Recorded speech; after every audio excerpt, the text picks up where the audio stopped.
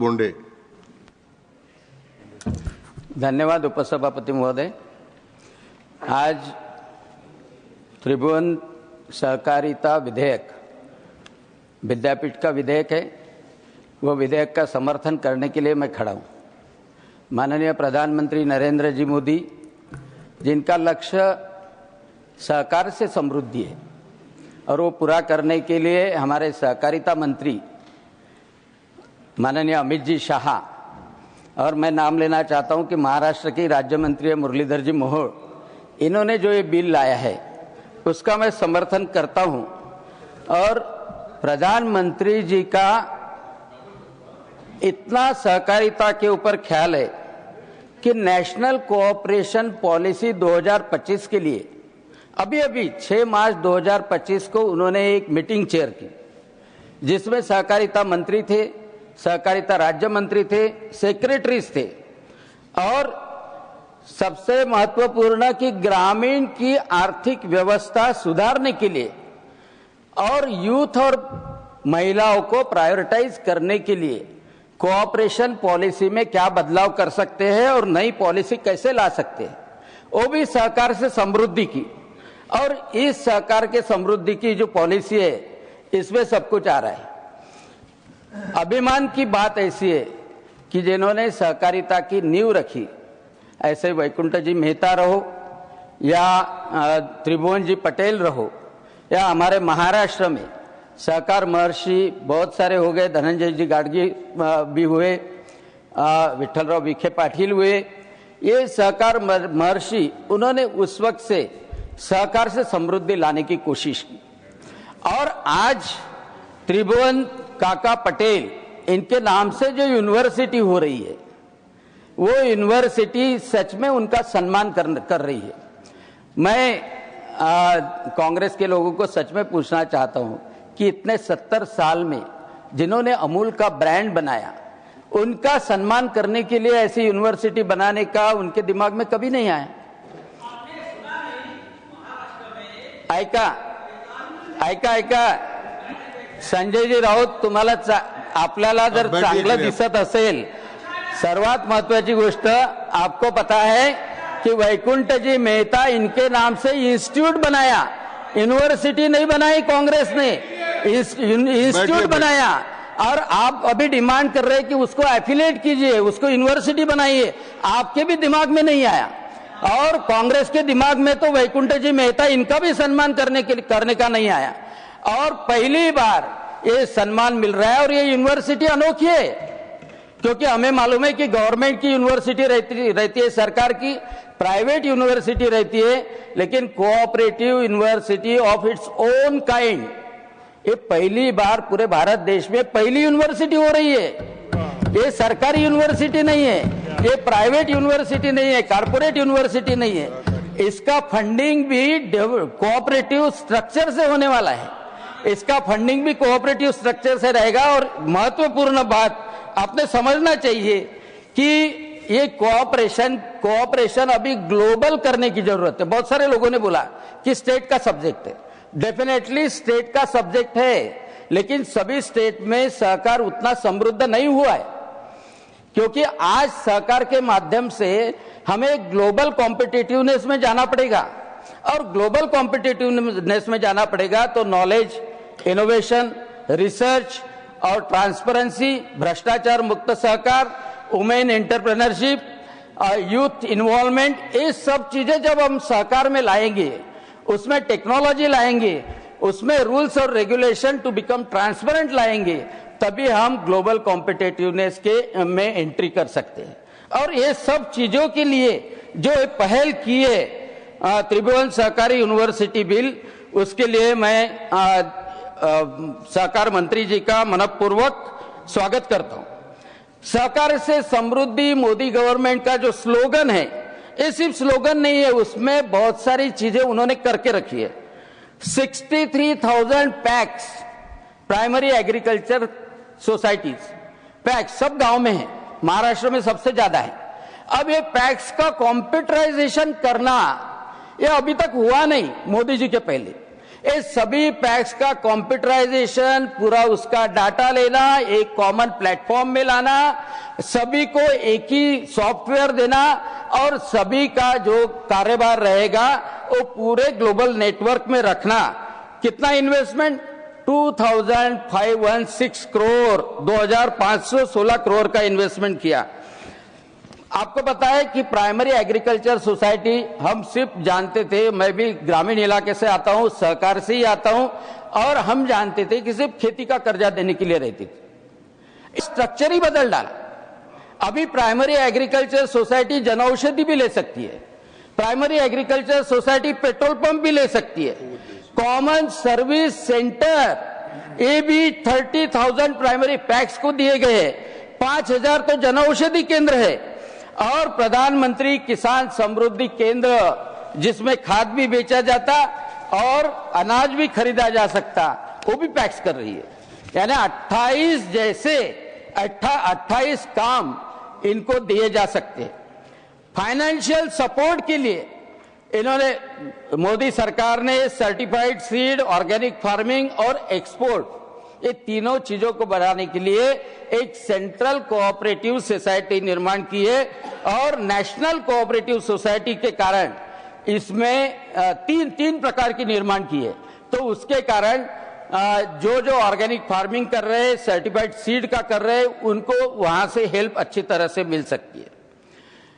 मैं सभापति महोदय, ये त्रिभुवन सहकारी यूनिवर्सिटी बाकी के ट्रेडिशनल यूनिवर्सिटी से बहुत सारी डिफरेंट है, क्योंकि बाकी के यूनिवर्सिटी में ब्यूरोक्रेसी का इन्फ्लुएंस आता है, फंडिंग कभी कभी मिलता नहीं, आउटडेटेड करिकुलम रहता है जिसका कोई संबंध नहीं रहता जीवन से।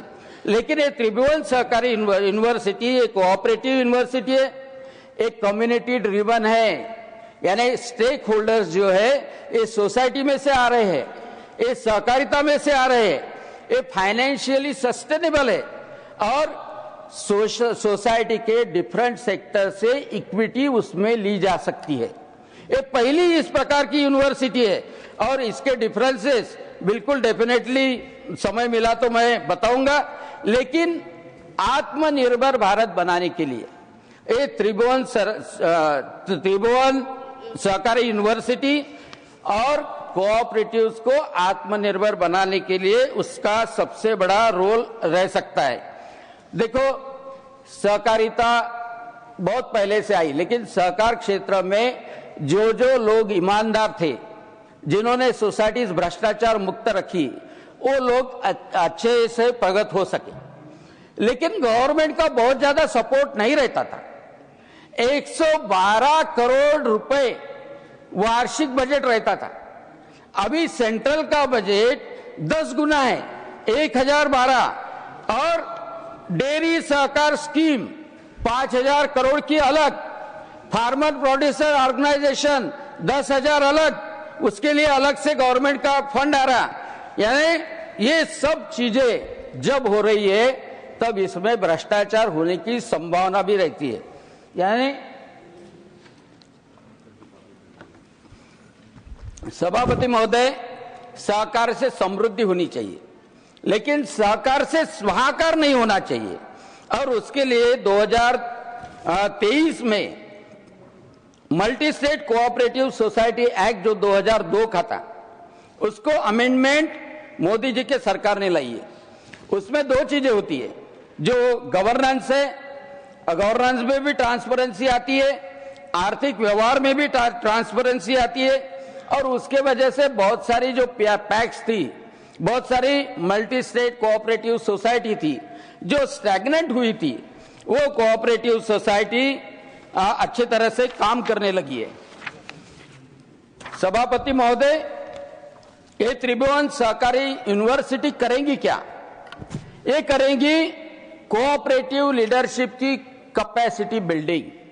जो नेतृत्व करने वाले उनको ग्लोबल एटमॉस्फेयर मालूम होना चाहिए कि यूएस में, यूके में कोऑपरेटिव में क्या चल रहा है और कमर्शियल कंपनीज में क्या चल रहा है। बेसिकली रूरल से अटैच करने के लिए जरूरी है। कोऑपरेटिव सेक्टर में रिसर्च एंड इनोवेशन यह करने के लिए ये यूनिवर्सिटी का बड़ा काम रहेगा। दूसरी इंपॉर्टेंट बात है कि जो स्किल डेवलपमेंट करना है कोऑपरेटिव में विभिन्न प्रकार के, सिर्फ कृषि के हिसाब से ही नहीं। मुझे दिग्विजय सिंह साहब बोल रहे थे तब आश्चर्य लगा कि उन्होंने बोला कि कृषि मंत्रालय में ये मंत्रालय था। साहब मंत्रालय नहीं था, ये डिपार्टमेंट था, सहकार डिपार्टमेंट था। अब सेपरेट मंत्रालय मिलना, उसको सेक्रेटरी खुद का मिलना, ये बहुत बड़ी बात है कि सहकार मंत्रालय भी मिला, नहीं तो ये कोऑपरेटिव डिपार्टमेंट रहता था। मोदी जी ने 2 इंपॉर्टेंट काम जो एग्रीकल्चर सेक्टर में किए हैं कि एनिमल हस्बेंड्री का भी विशेष मंत्रालय बना दिया, उसका एक मंत्री बना दिया, वैसा ही सहकारिता मंत्री बना दिया और वो भी ताकतवान मंत्री बना दिया। और सहकारिता में सिर्फ एग्रीकल्चर नहीं आता, हाउसिंग भी आता, एग्रीकल्चर फिशरी भी आती, एनिमल हस्बेंड्री भी आती, इवन घास उगाने वाले भी एग्रीकल्चर अपना यूनिट बना सकते हैं। महत्वपूर्ण बात है कि वुमेन्स का पार्टिसिपेशन बढ़ाने के लिए कोऑपरेटिव में ये यूनिवर्सिटी काम करेंगी। भारतीय कोऑपरेटिव संस्थाएं, सहकारी संस्थाएं, उनका कितना ग्लोबल कोऑपरेटिव सेक्टर में स्टेक है वो बढ़ाने के लिए काम कर सकते हैं, स्पेशली यूएस, यूरोप और G20 देश जो एशिया के देश है। And integration with the national development goal, हमारा गोल क्या है? विकसित भारत 2047 तक। वो विकसित भारत का गोल निर्माण करने के लिए हमें ये करना बहुत जरूरी है। इंक्रीज बजट एलोकेशन के साथ में पूरा national cooperative database, multi cooperative society act, यानी रूल्स एंड रेगुलेशन भी सही करना चाहिए, उसको फंडिंग भी करना चाहिए। और टैक्स एग्जेम्पशन, ये बहुत इंपॉर्टेंट है क्योंकि इनकम टैक्स के सेक्शन 155 में शुगर कोऑपरेटिव मिल जो थी महाराष्ट्र की, 10,000 करोड़ रुपए का टैक्स उनका बकाया था। यानी सभी महाराष्ट्र के मुख्यमंत्री देवेंद्र जी फडणवीस, सहकारिता मंत्री अमित जी शाह इनके पास में गए क्योंकि 10,000 करोड़ रुपए का इनकम टैक्स वो शुगर मिल भरते थे तो वो चला ही नहीं सकते थे शुगर मिल। ये 10,000 करोड़ रुपए का इनकम टैक्स पूरा माफ करने का काम माननीय अमित जी शाह इन्होंने किया।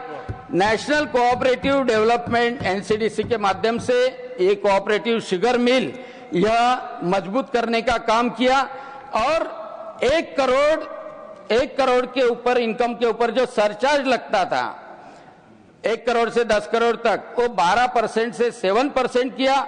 Alternate minimum tax rate from cooperatives वो कंपनी से कंपेयर करके जो 18.5% था वो 15% तक लाया गया। अभी कोई भी कोऑपरेटिव सोसाइटी, बड़ी कोऑपरेटिव सोसाइटी 1 करोड़ या 1 करोड़ से 3 करोड़ का पैसे बैंक में से निकाल सकती है विदाउट डिडक्शन ऑफ टैक्स और TDS, we can see TDS के सिवाय वो निकाल सकती है। अध्यक्ष महोदय, कोऑपरेटिव सेक्टर इतना बड़ा है और उसके माध्यम से अच्छे से समृद्धि हो सकती है। आज संत तुकाराम, महाराष्ट्र के संत श्रेष्ठ संत तुकाराम कहते थे, एकमेका सहाय्य करू अवघे धरू सुपंत, आणि सर्वजन मिळून, सब जन मिलके हम समृद्ध होंगे, ऐसा उनका कहना था। और वही माध्यम से मैं बोलना चाहता हूं कि अभी सरकार का, मोदी जी का, अमित जी शाह इनका, पूरे सरकार का एक ही ध्येय है, एक ही विचार है कि बिना सहकार नहीं उद्धार। अंत्योदय और महिलाओं की एक ही पुकार है कि उन्नति का मार्ग है सिर्फ सहकार। समृद्धि का एक ही मार्ग है ज्ञान और तंत्रज्ञान युक्त संपन्न पारदर्शक यानी ट्रांसपेरेंट सहकार। इसलिए मैं त्रिभुवन काका पटेल इनके नाम से जो सहकारी विद्यापीठ हो रहा है, वह सहकारी विद्यापीठ एक बड़ी स्टेप है विकसित भारत के लिए, एक नेशनल लीडर कोऑपरेटिव सेक्टर में निर्माण करने की स्टेप है। इसलिए मैं विधेयक का समर्थन करता हूं और सहकार मंत्री जी का अभिनंदन करता हूं।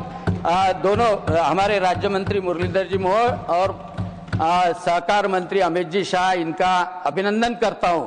और विकसित भारत के लिए हम सब ग्रामीण इलाकों के युवा, महिला, गरीब लोग सहकार के माध्यम से भारत को समृद्ध बनाएंगे, यह संकल्प करता हूं। धन्यवाद। जय हिंद। मैं भी आपको धन्यवाद करता हूं। डॉक्टर फौजिया खान अनुपस्थित। श्री सतनाम सिंह संधू।